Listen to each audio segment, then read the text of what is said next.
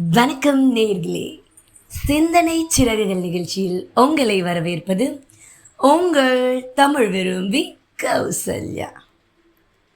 இன்று பலருடைய பேச்சிலும் அடிக்கடி ஒலிக்கக்கூடிய ஒரு சொல் இருக்கு. அது என்ன தெரியுமா? பிரபஞ்சம். ஆமாங்க, பிரபஞ்சம் நமக்கு கேட்கறத கொடுக்கும். பிரபஞ்சம் நாம் சொல்றத கேட்கும். பிரபஞ்சம் நமக்கு வழிகாட்டும்.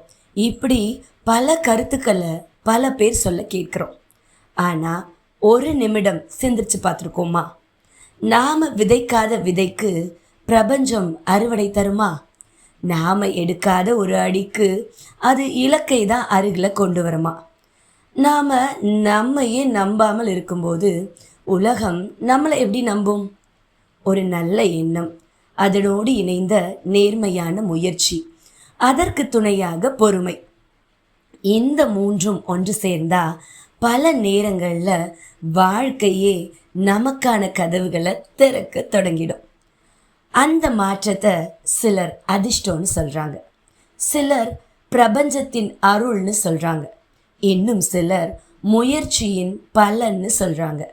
பெயர்கள் வேறு வேறாக இருக்கலாம், ஆனால் உண்மை ஒன்று தான். நல்ல எண்ணங்கள் வழிகாட்டலாம், ஆனால் நல்ல செயல்கள் தான் நம்ம இலக்கை நோக்கி அழைச்சிட்டு போகும். அதனால் பிரபஞ்சத்தை நம்புங்க, அதோடு சேர்த்து உங்களுடைய முயற்சியையும் நம்புங்க.